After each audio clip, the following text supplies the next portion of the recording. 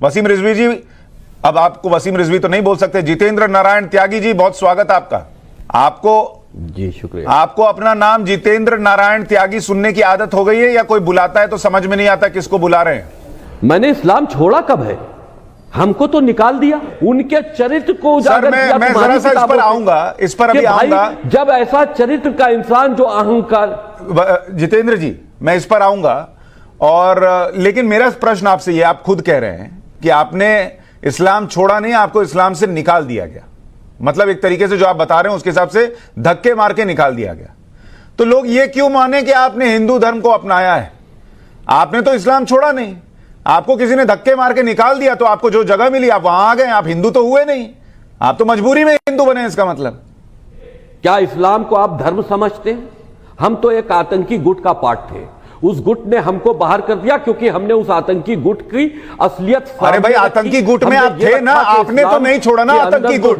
आप खुद कह रहे हैं आपने आतंकी गुट नहीं छोड़ा, आपको धक्के मारकर निकाला गया उस आतंकी गुट से। तो आप कैसे आतंकी नहीं थे? आप क्यों माने आप हिंदू हैं? जब धक्के मारकर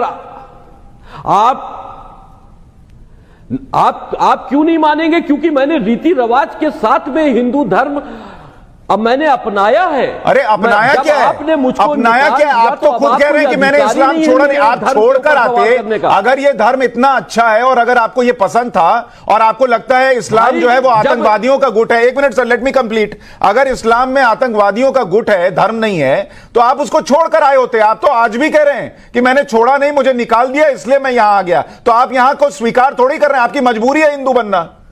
आज मैंने अगर सनातन धर्म को कबूल कर लिया रीति रिवाज के साथ में, तो मैंने दिल से किया। ये कैसे माने जितेंद्र, वसीम रिजवी उर्फ जितेंद्र नारायण त्यागी जी, ये कैसे माने कि आपने हिंदू धर्म दिल से स्वीकार कर लिया? कल को आपको हिंदू धर्म में कुरीतियां दिखेंगी, आप कहेंगे मैं इसको छोड़कर अब क्रिश्चियनिटी अपना रहा हूं, यही सबसे अच्छा धर्म है। कैसे माने आपको हिंदू धर्म में आप रहेंगे यहां पर?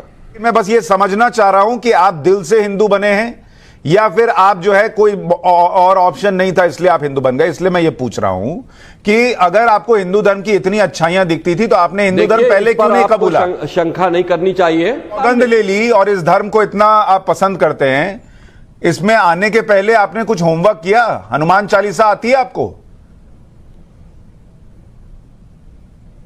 इस धर्म के बारे में और कुछ बता सकते हैं आप जिससे लगे कि आप दिल से आए हैं? सिर्फ ऊपर भगवा नहीं पहना है और माथे पर चंदन नहीं लगाया है, इसका सबूत दे सकते हैं कि मन में भी अंदर हिंदू है? एक प्रश्न का जवाब दीजिए, हिंदू धर्म तो नहीं छोड़ देंगे? बिल्कुल नहीं, मरते मरते नहीं छोड़ूंगा। और मेरा अंतिम संस्कार इन लोगों द्वारा मारे जाने पर, ये मुझे मालूम है ये मारेंगे, मेरी नेचुरल डेथ नहीं होनी, मुझे कोई बीमारी नहीं है। ये लोग मुझे मारेंगे और ये जरूर मारेंगे, मेरी हत्या करेंगे। 99.9% मुझे ये उम्मीद है अगर कि ये मेरी हत्या हो जाए तब भी मेरा अंतिम संस्कार हिंदू रीति रिवाज के साथ में होना है। मैंने इसका एक एफिडेविट भी तैयार करके दे दिया है। और अगर नेचुरल डेथ होती है किसी चीज में तब भी हिंदू रीति रिवाज के साथ में होता है। जब मरने के बाद भी का भी मैं तय कर चुका हूं तो अब छोड़ने का क्या मसला बनता है? तो हम हिंदुओं का क्या होगा? क्योंकि हमारी तो कोई कब्र नहीं होती। हिंदू बच्चे दफनाए जाते ना, हिंदू बच्चे हिंदू मजहब में छोटा बच्चा है उसको जलाया नहीं जाता, उसको दफनाया जाता है। फिर भी कई मुसलमान हैं जो डूब के मरते हैं, जो जल के मरते हैं, उनको भी दफनाया नहीं जाता है, जिनकी हमें मिलती नहीं। ये जब अल्लाह ताला कहेंगे कि फिर से हम जिंदगी देंगे, जरूर नहीं कि आप कब्र में से ले आ जाएंगे। जो भी इंसान मर चुका है उसके नई जिंदगी दी जाएंगे। कुरान मजीद में अल्लाह ताला फरमाता है कि अल्लाह उसमें जान डालेंगे, फिर मौत देंगे, फिर से जान डालेंगे। तो अल्लाह जान डालेंगे, चाहे वो कब्र में है, चाहे जलाया गया है, चाहे डूब गया है, जो भी हालत में है अल्लाह उस इंसान में फिर से जान डालेंगे।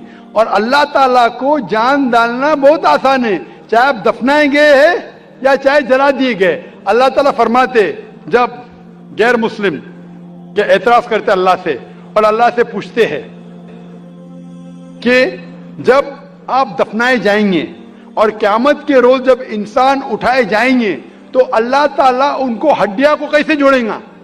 जैसे आप पूछ रहे ना, अल्लाह ताला जो कब्र में उनको उठाएंगे, हम कब्र तो नहीं गए, तो लोग पूछते हैं कुरान मजीद में इसका जिक्र है, सूरह क़याम में सूरह नंबर 75 आयत नंबर 3 जोड़ सकता है उंगलियों के पोर।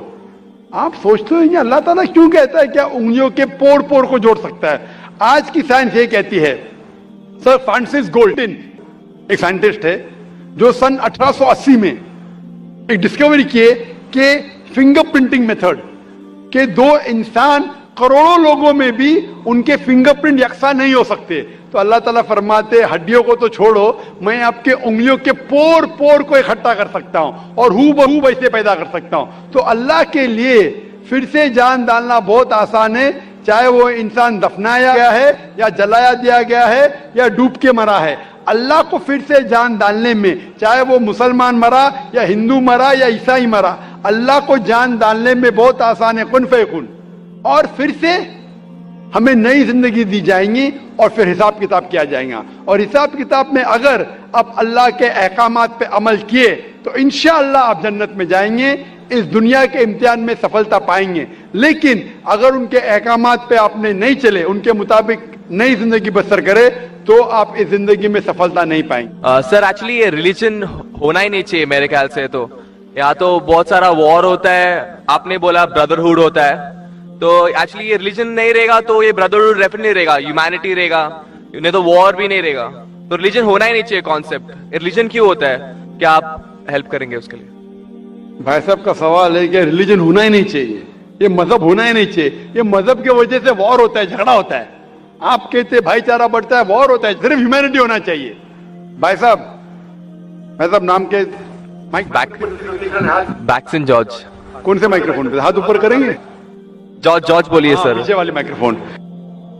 जॉर्ज भाई साहब से पूछूंगा, ये कहते कि मजहब होने की वजह से लड़ाई हो रही। भाई साहब क्या मैं आपसे लड़ रहा हूं? भाई साहब नहीं क्या मैं आपसे झगड़ रहा हूं? नहीं सर। हाँ क्या नहीं? नहीं सर। आप समझते मैं मजहबी हूं? हाँ सर। हूं ना? तो मैं क्या आपसे लड़ रहा हूं? जो सही मजहब को जानता है, सच्चा मुसलमान है, वो आम तौर पे झगड़ा नहीं करेगा।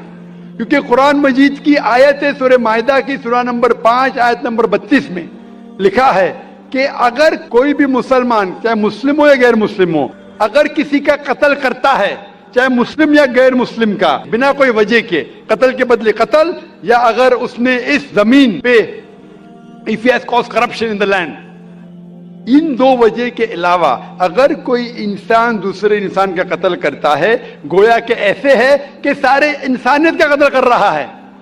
मैं आपको एक मिसाल दूंगा। जब मैंने लेक्चर दिया था टेररिज्म मुस्लिम मोनोपोली, तो अक्सर जैसा हमारा सेशन होता है कि गैर मुस्लिम को पहले चांस दिया जाता है, तो जब मैं कह रहा था इस्लाम के बारे में, इस्लाम की क्या राय है दहशतगर्दी के बारे में, जिहाद के बारे में, तकरीर के दौरान मैं मिसाल दे रहा था कि मुसलमान टेररिस्ट नहीं होते अक्सर, और इस्लाम मजहब टेररिज्म के खिलाफ है, दहशत के खिलाफ है। सवाल जवाब के मौके पे एक हिंदू ने मुझसे सवाल पूछा कि जाकिर भाई, जो गुजरात में हुआ, जो मुसलमानों के साथ जो गलत हुआ, जो मुसलमान औरत के साथ बलात्कार हुआ, अगर मैं होता तो मैं भी हिंदुओं को यहां चुन चुन के मारता था। तो जो मुसलमान हिंदू को, अगर ट्रेन ब्लास्ट में कोई हिंदू मरा और मुसलमान ने किया तो मेरे नजदीक सही है। ये हिंदू मुझसे कह रहा है कि मेरा जज्बा भी, अगर कोई मेरी बहन का बलात्कार करे तो मेरा जज्बा भी जागेगा। आम इंसान यही सोचेगा, आम इंसान यही सोचेगा। और आप आम इंसान जैसे सोच रहे, और सब पब्लिक में तालियां बज रही थी। लेकिन मैं आम इंसान नहीं हूं, मैं मुसलमान हूं। मेरा मजहब, मेरा कुरान, मेरा रब मुझे इजाजत नहीं देता है, अगर कोई हिंदू ने किसी मुसलमान का कत्ल किया है या कोई औरत का बलात्कार किया है, मैं वही मजहब के इंसान को बंबई में उसका कत्ल नहीं कर सकता हूं। यह इजाजत ही नहीं है। अगर मैं शायद मुसलमान नहीं होता तो मैं कहता था हाँ वो हिंदू से आप सही कह रहे हैं। मेरा मजहब मुझे इजाजत देता ही नहीं। ये आपकी इंसानियत है जो कह रही है। मुसलमान होने के लिए इंसान होना फर्ज है, लेकिन इस्लाम इंसानियत से ऊंचा है।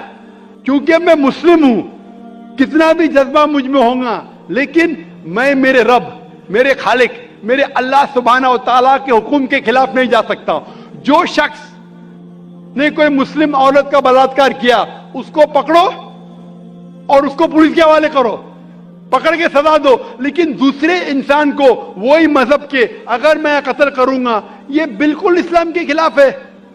आप सोचिए, हिंदू के रिश्तेदार सोचने लगेंगे ना, ये कैसा मुसलमान, कैसा इस्लाम मजहब है।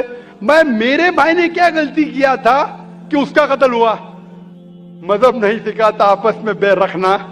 हिंदी है वतन है, हिंदुस्तान हमारा। आप जो कह रहे इंसानियत का सबक जो कह रहे हैं आप, इंसानियत अच्छी चीज है, लेकिन इस्लाम इंसानियत से ऊपर है। इस्लाम इंसानियत से और ऊंचा है। और जब आप मजहब सीखेंगे तो कई चीज जो इंसान जज्बे से करता है जो गलत है, अगर आप सच्चे मजहबी है तो ये गलत नहीं कहेंगे, ये गलत काम कभी भी नहीं कहेंगे। जो लोग मजहब के नाम पे गलत काम करते हैं उनको दोषी ठहराइए, मैं आपके साथ हूं।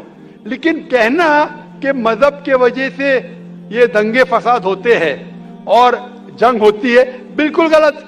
मैं पूछना चाहता हूं, आप हिस्ट्री में पढ़िए, हिस्ट्री में पढ़िए अशोका ने जब लाखों लोग का कत्ल किया, कौन से मजहब का था वो? कौन से मजहब का था? उसका मजहब ही नहीं था। जितने लोग अक्सर कत्ल करते वो नाम के लिए होंगे, क्रिश्चियन या बुद्धिस्ट या कोई मुस्लिम होगा, लेकिन वो मजहब को फॉलो ही नहीं करते। आप तारीख में देखिए, आप तारीख अगर देखेंगे, मैं पूछना चाहता हूं कि जितने कत्ल आज हो रहे हैं, जितने कत्ल आप देखते हैं कि ये कत्ल क्यों हो रहे? अमेरिका अफगानिस्तान पर हमला क्यों किया? क्यों किया? मजहब के लिए। क्यों किया? दुनिया जानती है, ओपन सीक्रेट, तेल के लिए। इराक में घुसी क्यों? मजहब के लिए। करोड़ों का कत्ल किया, क्यों किया? मजहब के लिए। मजहब के नाम पे मुसलमानों को बदनाम किया जा रहा है। ये मजहब ही है। अगर सच्चा मजहब है, सही मजहब है, तो कभी भी नहीं सिखाता कि इंसानों में झगड़ा करना। अगर वो कुछ गलत काम कर रहा है, अगर गलत काम कर रहा है, जो शख्स गलती कर रहा है उसे पकड़ो, उसको सजा दो, मैं बिल्कुल उनके साथ हूं। लेकिन आम इंसानों में झगड़ा करना, फसाद पैदा करना इस्लाम कभी भी नहीं सिखाता। ये इस्लामी मजहब है। इसीलिए इस कॉन्फ्रेंस का उन्वान है Islam the solution to humanity, इस्लाम इंसानियत का हल। तो जो भी मुश्किलात इंसानियत में हैं आज की तारीख में, इसका हल सिर्फ इस्लाम में ही मिलेगा। आप मुझे बताओ, कुरान की कौन सी आयत कहती है कि बिना वजह किसी इंसान का कत्ल करना चाहिए? आप कुरान का हवाला दो, मैं आपकी बात को मानते। ये दंगे फसाद होते हैं या मजहब के वजह से लोग कत्ल करें एक दूसरे का, ये बिल्कुल बेबुनियाद है। मैं पूछूंगा, कुल हाथु बुरहानुकुम इन कुंतुम सादिकीन, आप अपना सबूत पेश करो अगर आप सच्चे हो। Hope that's the question.